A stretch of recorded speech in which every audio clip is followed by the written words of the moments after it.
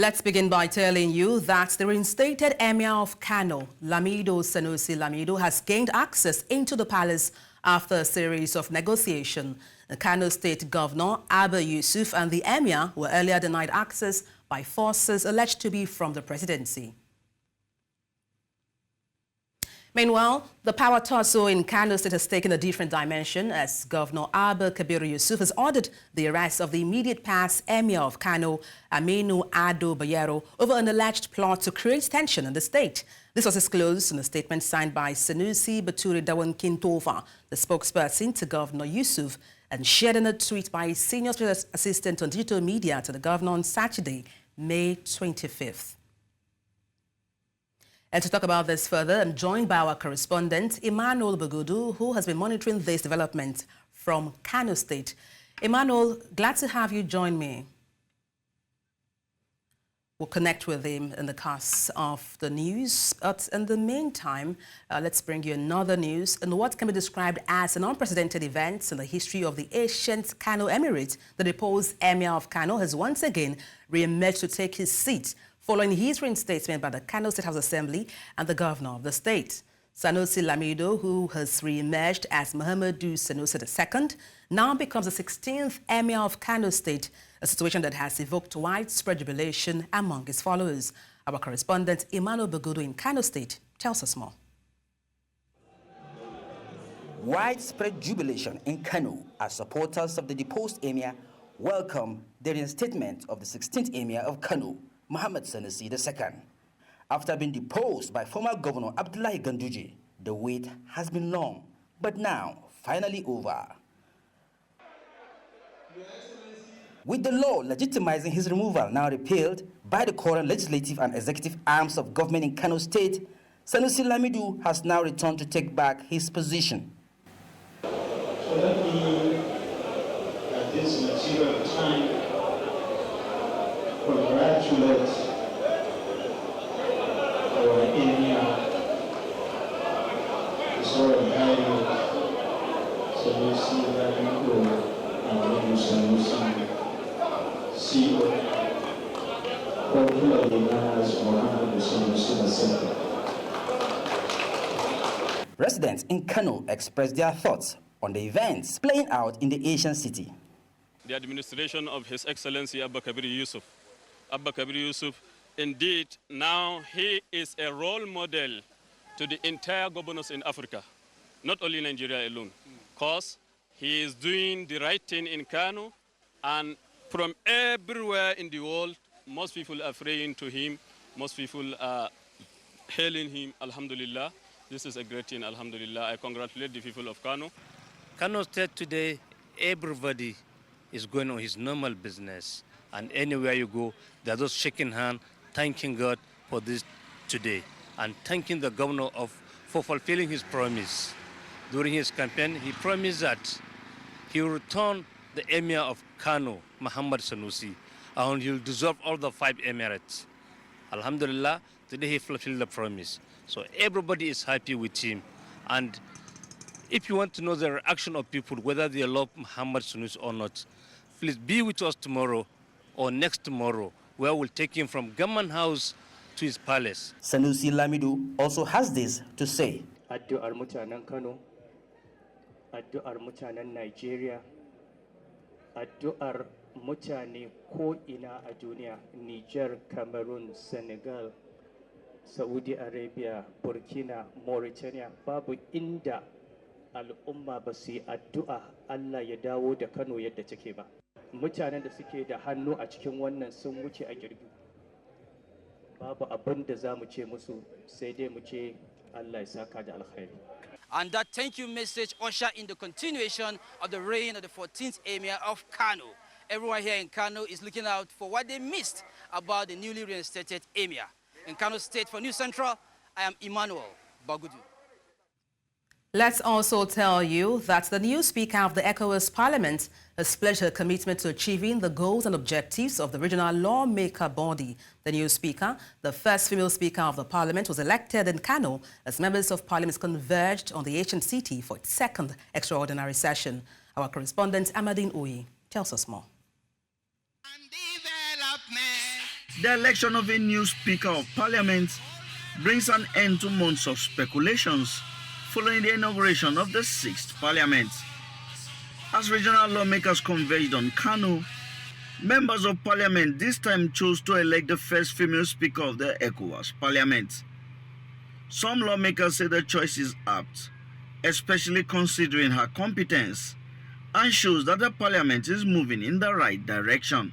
We expect her to actually be actuated by fairness and justice in the Parliament. Now we have seen it shown in the ECOWAS Parliament. We have seen women in the Bureau, and there are other women in the Bureau. So we have women, we have already 30%. We believe that she's a woman of capacity. She even demonstrated it today. And she has my full support being a parliamentarian from Nigeria. The new Speaker expressed her commitment to fulfilling the goals of the Parliament and called for the support of fellow lawmakers in order for the Parliament to meet the yearnings of the ECOWAS community. I know I can count on your efforts, your contributions, your effective presence in our deliberations, and above all, your determination during this legislature. Your passion, your dedication, your commitment to the realization of the objectives of Parliament will enable us make ECOWAS an ECOWAS of peoples where peace, security, and prosperity for all reign. With a new Speaker elected, the Parliament says it is now poised to tackle the challenges of the sub-region. In Abuja for News Central, I am Amadine Uyi. Away from that, in an effort to accelerate development of Nigeria's Northeast region, the House Committee on Northeast Development Commission has pledged increased funding and support for the commission. This announcement was made during the committee's oversight visit to Borno State, where they assessed the progress of various NEDC projects, including road networks and the rehabilitation of 1.5 billion naira Alao Dam project. Our correspondent Umaru Kirawa gives details.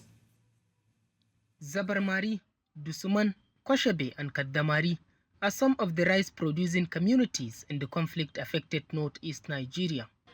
Access roads to these communities are in deplorable conditions. With improved security in the areas, the Northeast Development Commission has since commenced construction of the roads. We see our people dying, that they are suffering here, everybody knows. But now, after when you finish your rice, by 30 to 15 minutes, you are in Maiduguri to sell it, and you are very happy about it, and you come and smile face to your people. So, alhamdulillah, we appreciate for that. You've done tremendously well in supporting our farmers, in supporting our women. You have done well. We really appreciate that, but we still need more. As part of their oversight visit to Borno State, the House Committee on NEDC assessed the ongoing efforts to improve the region's road networks, as well as Alao Dam rehabilitation to boost irrigation and tackle flooding. To carry this developmental strike where in the affected states is not easy. So we have to look around, use any possible means to attract funding in order to carry out more developmental efforts of the Northeast development. The House Committee members touted several projects, including a newly constructed 40-bed capacity maternity ward at the University of Maiduguri Teaching Hospital and others being undertaken by the NEDC. For today, we are donating the 500 water forms, 200 cartons of herbicide, and 100 grinding machines, and spaghetti making machine, another 100. Our aim is just beginning to have the roads. End of the day is to empower and open up the area. The visit allowed the committee members to interact with locals in the communities and get first-hand insights into the challenges and needs of the region. The road construction is still ongoing in Koshebe community of Mafa local government area of Borno State. And it is the expectation of the rural dwellers, particularly the farmers, that this road project will be completed in no distant time to allow them transport their produce to earn a means of livelihood that was hitherto destroyed due to insurgency. In Koshebe for News Central, Umaru Kirawa. The national chairman of the Labour Party, Julius Abure, has been suspended from the party in Ward 3 in Aru Uromi in Eastern Northeast local government area of Edo State for alleged high-handedness and anti-party activities. A letter of suspension dated May 14, 2024, and another letter of ratification dated May 15, 2024, both of which were ratified at a meeting of the State Executive Committee on Friday night in Benin, stated that the suspension is with immediate effect. It advised Abure to stop holding out or parading himself as member of the party. The letter of suspension was signed by the ward chairman, Thompson Egu Ugese, and ward secretary, Stanley Osiomo. The Ministers of Health, Justice, Housing, Police Affairs and Power have taken turns to present the performance scorecard for the last 1 year. This was as the ministerial scorecard series continued for the second day as part of celebration marking the first year anniversary of the current administration. Our correspondent Amadine Uyi tells us more. In attendance were several cabinet ministers as part of the May 29th first year anniversary celebration. We are here gathered today as part of the sectoral press briefings, the first, of course, of its kind that this administration has instituted, so that Nigerians will hear firsthand what the leaders are doing for them and have the opportunity to also interrogate some of those policies and programs that need to be carried. The ministers of FCT, Youth Development, and Steel Development first gave their scorecard. The FCT administration was assigned presidential priorities 5 and 6 out of the 9 high-impact deliverables were assigned 5 and 6. Priority 5 has to do with enhanced infrastructure and transportation as enablers of growth.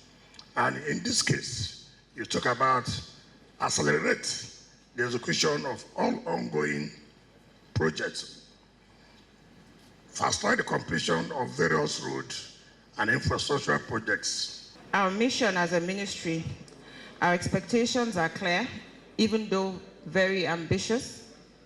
We aim to create an enabling environment for young people to thrive in various sectors that foster entrepreneurship, provide access to capital resources to enhance skills development, and to ensure the holistic development of young people.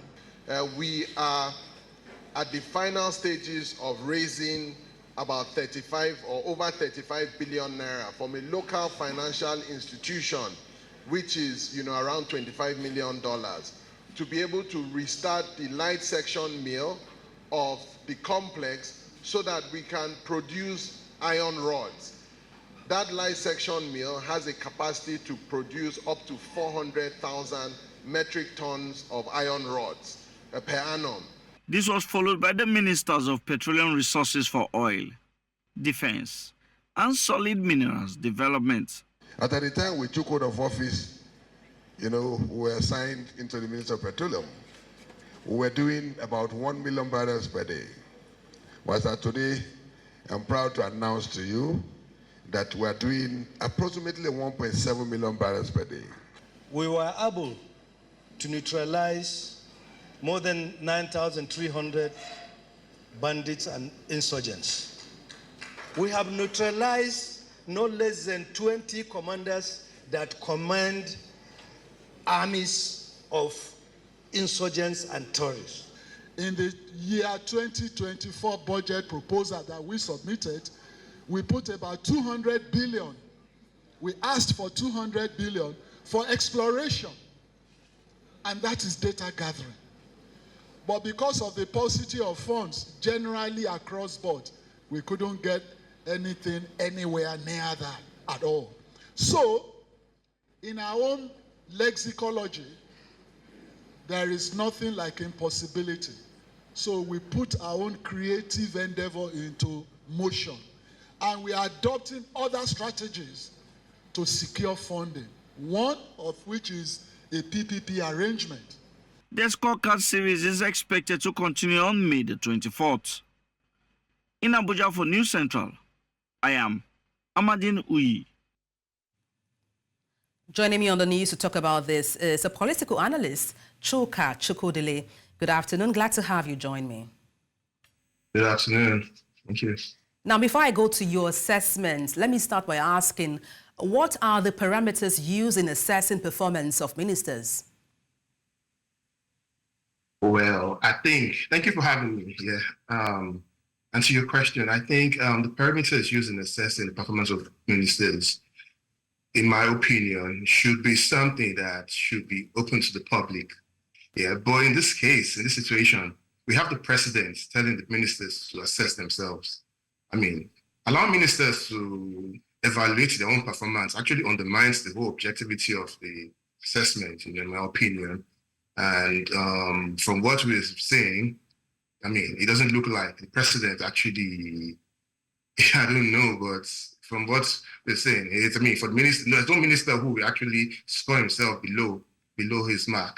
They will all want to give themselves high marks. But if it was left open for Nigerians as a whole to give their opinions on ministers who have been performing and the ones who have underperformed, I think it should be left for Nigerians here and not for the ministers themselves. So, yeah. Now, talking about Nigerians, I mean, you are a Nigerian. It's 1 year in office. I'm wondering, what's your assessment of the 47 ministers? Well, we've got some ministers who have actually done well in this last couple of months in 1 year, yeah. Like FCT minister, interior, defense, works. But for the majority of most of the ministers, I mean, they actually know where to be found. So if I'm going to give a percentage and say, okay, out of all the 47 ministers, I'll say maybe just about less than 10 of them have actually done well so far. The others, I really don't know what they'll be doing. Some of them, you don't even know their names, so you look them up in the papers or on Google and hey, who's the minister of this ministry and what is this minister doing? So I really think there's a whole lot more to be done. There's something you touched on earlier on while speaking, talking about Nigerians being able to assess these ministers. Now, the President's Special Advisor on Policy Coordination, and that's Hadiza Baba Usman, says these assessments would be a joint effort to include Nigerians through the Citizens Delivery Tracker app. What do you make of this? Through the Citizens Delivery Tracker app. How viable is that? I recall it was launched last month. Yeah, I think it had something about there, yeah. But is it out there? I mean, what is it out there for the public to access? Has there been enough information, given to the public to tell them, hey, this is how you can go about assessing these ministers and ministries and what they've done so far? I don't think that's out there in the public yet. So I really don't know what to say as to that regards. Now, talking about including Nigerians and being able to assess, the ministers, which you hinted on, what would you recommend as a measure or solution in ensuring, these joint assessments of Nigerians themselves and also even the presidency? Opinion polls, take it to the streets, ask the people, hey, what do you think? Opinion polls, that would be the solution to all this, hear from the mouths of people that matter, I mean, let them tell you, hey, what do you think about these ministers? And then that's where you can get your scorecard and your ratings, and then who has been performing and who has not been performing. Yeah. Now, in closing, I know you talked about the FCT minister. You gave kudos to him as performing well. But then, on the other hand, which of the ministers would you say should double up in their efforts or in terms of their deliverables? Minister of Power. One. Minister of Power. Minister of Health as well. There are a lot of speculators saying he's doing well, but in my opinion, when you talk about health, the health policy in Nigeria is the right to the highest attainable level of health as a fundamental right of every Nigerian. I don't think the majority of Nigerians have access to that yet. So I think for Minister of Power and Minister of Health, those are two ministries I feel should actually sit up and do more to impress Nigerians. Yeah, that's what I think. Well, thank you so much. We do hope they all sit up and deliver to us the dividends of a democracy. But thank you so much for your time on the news. Chuka Chukwudili, political analyst, thank you once again. Thank you for having me. Thank you. The Minister of Power, Edo Labour, says the federal government will provide 10 million meters to electricity consumers in the next 5 years to address the metering gap. Edo Labour said this in Abuja on Friday during the ministerial briefing on performance of President Bola Tinubu's administration in the last 1 year. He said provision of the meters under the Presidential Metering Initiative would close the metering gap and reduce estimated billing. The minister said the initiative was scheduled to provide 2 million meters per annum in the next 5 years to improve sector liquidity and limit estimated billing. May 25 is Africa Day, formerly African Freedom Day and African Liberation Day. It is the annual commemoration of the foundation of the Organization of African Unity on May 25, 1963. This day is celebrated in various countries on the African continent as well as around the world. This year's theme, Education Fit for the 21st Century, is hinged on the basis that education is the foundation for individual success and a prosperous Africa.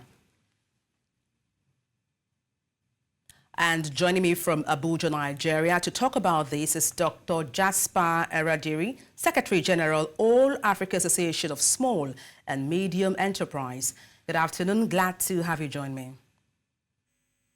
Good afternoon. Let me start off by asking you, how relevant is Africa Day celebration, which is today? Well, thank you for that question. Africa Day is very relevant for us as Africans. We should celebrate ourselves. We should be thankful that the Africa we want, we are gradually getting to it, brick by brick. The visions and the dreams of the founding fathers, from Kwame Nkrumah to Julius Abure and all the others for them, they all wanted a particular vision. And the vision that we are talking about today is Africa is far away from crisis. Africa is far away from conflicts. Africa is far away from disease. Africa is far away from poverty, as it were. So the poverty index is not as it used to be. And, you know, it's about 60 years and counting. So whatever it was that was the dream, it may be slow, but it's sure, because what we are having to see today, talking about the AFCFTA, which is the African Continental Free Trade Area, which is the biggest free trade zone in the world. It's about about $3 trillion.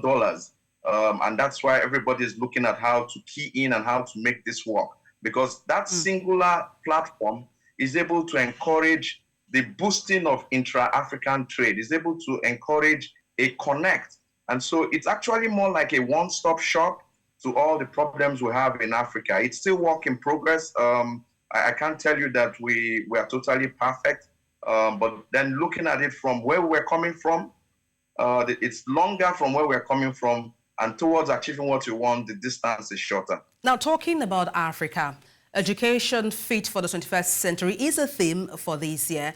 What does this mean, and how can this be achieved? Basically, for AU guides itself and directs itself. So the African Union every year churns out a theme for which to guide them. If you don't guide and measure yourself, how would you know whether you have grown? How would you know the areas where you have a deficit? So education fit is proper. Where are we now in the world? It has to be in tandem what's going on in the world. The world is talking about AI. The world is talking about STEM. The world is talking about STEAM. So curriculum change is important, is relevant. Having a curriculum reform is key, because what we were given by the colonial masters may not be one size fits all. It may not be exactly suitable for us. What happens in the West and how it has been able to advance them is not exactly what it is in Africa. Africa is different. Africa is peculiar, and so education fit should be such that the education we should be talking about should be such that should enhance the competitive areas for which we have advantage. I mean, for instance, those from Niger Delta, what should their skill set be? What kind of education should they have? If God has blessed you, I was in Algeria recently, they've got the Mediterranean all around them. What kind of skill set should they be teaching their people?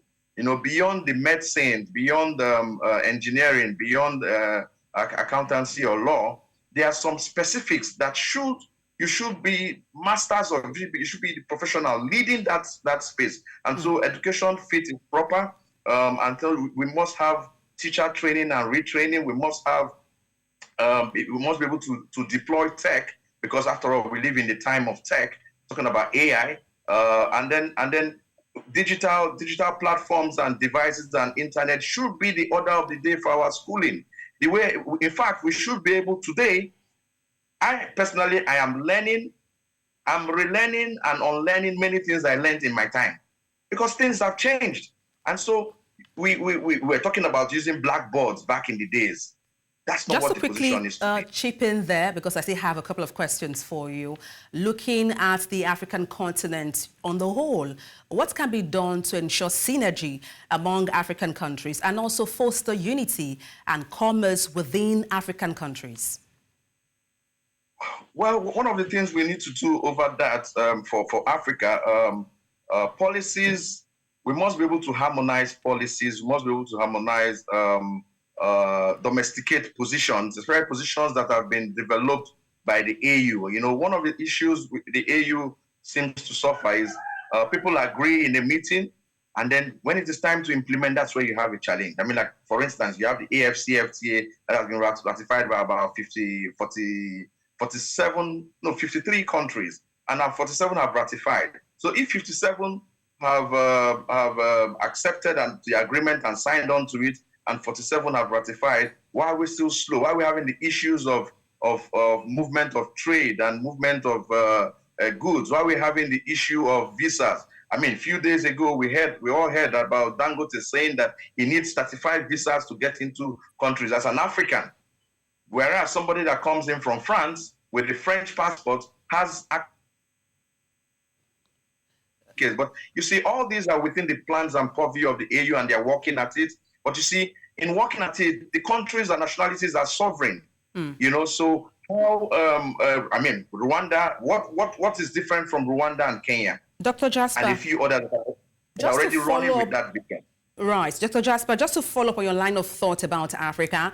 Now, Africa Union is now a member of the G20, and South Africa is scheduled to be the next president by 2026. What are the benefits for Africans from this? Well, you must understand that that's global politics. Have been in that geometric space is very important.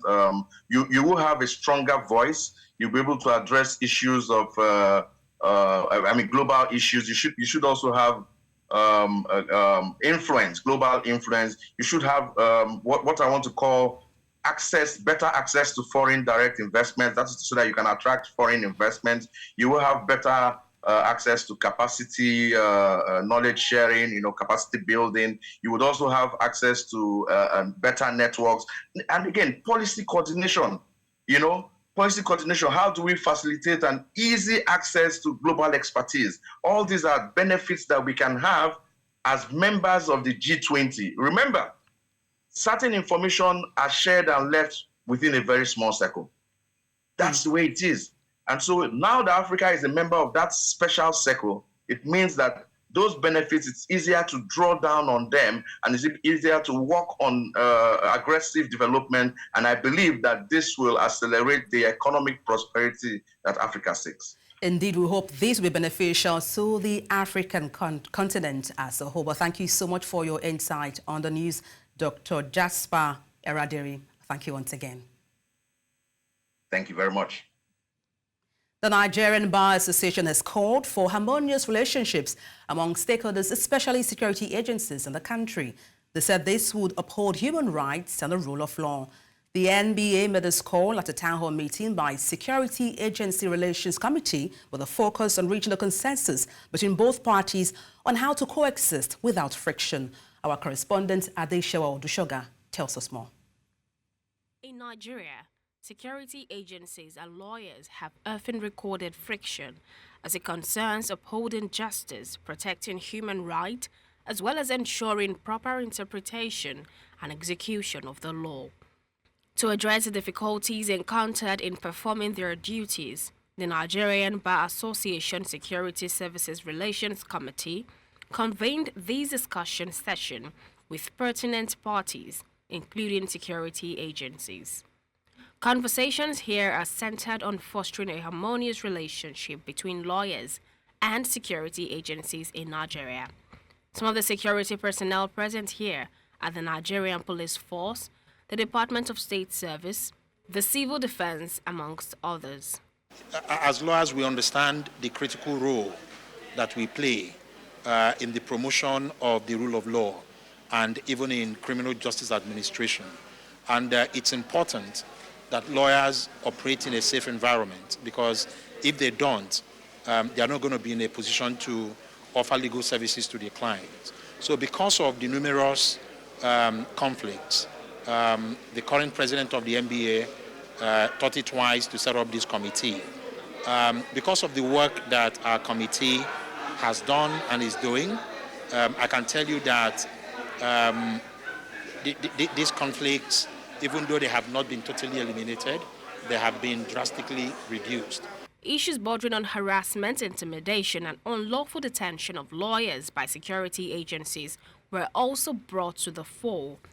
The lawyers here demand a review of some of the excesses of the security personnel, which includes publishing the identities of suspects who have not been proven guilty.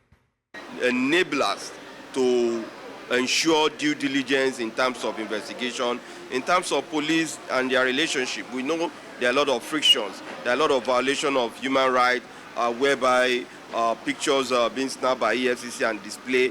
We query that because it is like you are already preempting the person guilty before as guilty as charged when you flash them with them carrying the board and carrying their sentence or their offenses. So these are issues. Then the issue of lawyers carrying their phone being seized at the entry point of security agencies. This should not be, because we are all officers in the temple of justice. There is also on the part of lawyers to maintain decorum as regards their operational duties. Following a long, drawn-out discussion in which both sides voiced their concerns, particularly those raised by lawyers regarding the mistreatment of its members by the security agencies, some of which were examined and some of which were refuted, it is determined that peaceful coexistence with citizens' rights must be promoted. In Lagos, for News Central, Adeshawa Odushoga. Helicopters operators are set to meet Minister of Aviation and Aerospace Development, Festus Keyamo, soon to discuss the newly imposed $300 landing fee charges. The airline operators of Nigeria has urged the minister to suspend the levy until a thorough discussion can take place, emphasizing their concerns and reasons for opposing the fee. The Aviation Ministry had mandated helicopter operators to pay a newly introduced $300 landing charge, which will be collected by Nairobi Dynamic Concept Limited on behalf of the federal government. However, this directive has raised concerns among the operators who oppose the new charges. The operators also raised allegations of fraudulent practices, questioning the legality of making payments to private companies' account instead of the federal government's treasury single account. When I head to Southern Africa, where with 3 days left to the much anticipated South Africa elections, political parties will this weekend wrap up their campaigns to lure voters to their side. The African National Congress is culminating its Siyankoba rally at the FNB Stadium outside Soweto in Johannesburg on Saturday, while the Economic Freedom Fighters is expected to hold its final election rally in Polokwane. The EFF, which is the third largest party in the country, currently has 44 seats in the 400-seat National Assembly. These after obtaining just over 10% of the vote. Democratic Alliance is expected to hold its rally on Saturday in Benoni. Meanwhile, ANC President Cyril Ramaphosa is expected to lead the rally. Ramaphosa has previously said he is confident that the party has solid election manifesto, which will take it forward. And to talk about this in detail, our correspondent Bongani Ziba in South Africa joins us for update. Bongani, what's the update like in view of election coming up in South Africa on May 29th? Good afternoon, Adebola, and also good afternoon to our viewers. As you can see, I'm at the FNB National Stadium, one of the biggest stadiums here in South Africa, a 95-seater, or I can say even more. The last time when we saw this stadium full was when the EFF had its manifesto launch here at the same stadium, and it was full to capacity. And I'm just coming out of the stadium. As you can hear, if you can hear the noise that is coming from the stadium, I think the President Cyril Ramaphosa has just entered. But what I can tell you is that the stadium is full to capacity. And what I've seen in there, most of them are the youths. The youths are the ones that are filling this stadium today. And the president is going to give his speech. And mostly talk about why the youths and also the citizens must vote ANC. We know that a lot has been happening and a lot of talking has been happening, especially from the youth, unemployment, load shedding, electricity problems. But those youth are here to listen to the president. Maybe just the president is going to lure these voters. This is the last chance for him to lure the voters to vote for the ANC. And ANC is a troubled party. As of now, we have seen divisions, and also we have seen the former president, that is Zuma, also forming his own party, MK, and a lot of controversy, corruption, and a lot of things that the citizens are talking about. If the ANC has lived up to the expectations, 30 years democracy, have they lived up to the expectations? I also had an opportunity to speak to some citizens here who are also speaking about the unemployment rate, the water problem, and also electricity problem that they are facing. But Ramaphosa, the president, has that final chance today just to speak to these citizens and lure them to vote for ANC come on Wednesday. Bongani, I see people cheering behind you right there, cheering, at the back there. How would you describe the pulse of the people? You talked about the youth filling up the stadium where you are. How would you describe the pulse of the people? Are you ready? Are they ready to vote in view of elections coming up in May 29? Yes, I spoke to young youth. Yes, you can see behind me. Maybe let me just talk one of them just to hear what they can say. Good afternoon. Yes, who are you going to vote and why? Obviously, I'm going to vote for ANC because there are many things that they are giving it to me. First of all, I will talk about RDP. They give me house for free. They give me electricity for free. Now they're giving our people that is not making conservative for free. So that's my part. I'm going for it forever. Thanks. You can hear from the youth here. They are very happy to vote for ANC. But the question also remains, the question that I've talked about earlier, that has the ANC met up the standards of the citizens? You can see the youth are happy and they're saying they're going to vote the ANC. But earlier on, I also spoke to first-time voters who also said they are going to vote for ANC. But also we know that there are other political parties. Tomorrow it will be the Democratic Alliance. Also their last rally, trying to lure the voters to their side. And also today, also in Polokwane, EFF is also talking to citizens there. Julius Malema, the CIC leader of EFF, also trying his luck with the Polokwane citizens there to see if they can be on his side and vote for him back into the parliament. And indeed, Bongani, their excitement is quite palpable. Well, thank you so much for your coverage, Bongani Sisiba. Thank you once again. The 10th edition of Okpekpe race ended in a grand style in Edo State, with athletes from different parts of Africa gracing the race, including Edward Zakaya from Kenya, Haftamu Abadi from Ethiopia, Ismail Sagjo. The 10-kilometer race, which is the first to be granted a gold label status in Nigeria, is set in the scenic hills of Okpekpe town near Auchi, highlighting the beauty of Edo State and its significant economic benefits to the local community. Organizers of the historic race say athletes who break the course and African world records at the event will receive bonus awards of $2,000 and $5,000 respectively, in addition to the race awards of between $15,000 and $2,000 for the first 5 finishes respectively. And joining us from Edo State is our correspondent, Austin Azu. Austin, glad to have you join us. Good afternoon. Yes, Austin, what would you say is the highlight of this year's race? Well, first and foremost, the highlight of this year's race remains that nobody was able to beat last year's record. Last year's record, you have the winner who emerged at 28 seconds and 13 minutes, 31 seconds. But next year's record, the one who came at first, that is Edward, finished the race at 29 minutes, 31 seconds. So that should be the highlight of this year's edition, because nobody was able to break the record. But however, we have some athletes across the country and beyond who came and featured in this race, and it was really a superb. So the record remains that last year's edition, which was won by Kenya as well. You know, Edward has said that he's going to come back next year to work on himself and ensure that he's able to break that record. So the significant aspect of this year's edition remains last year's champion. But are there any notable athletes or even celebrities that took part in this race?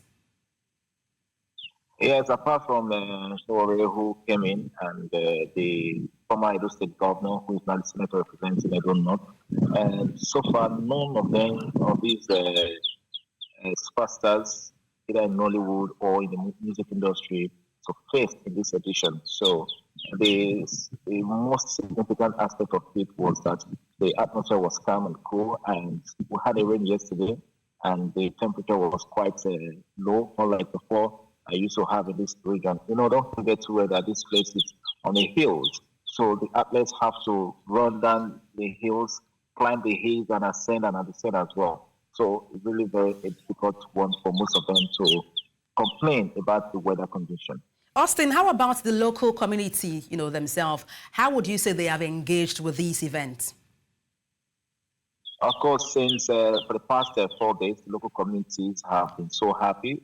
The anticipation remains the fact that every year they have been making a lot of profits. Artisans were engaged in most of the, the billboard construction, the stage, the riser, and other parts of it. There were a lot of common activities within this past few days that visitors came into the town, and we spoke to some of them yesterday, and even this morning, even the traditional ruler of the Okwekwe Kingdom or community affirmed the fact that Okwekwe before now was not on the global map, and today Okwekwe is now on the global map, and all athletes across the world, Africa precisely, look forward towards this edition where they will be welcoming a lot of visitors to the small community they used to call Okwekwe.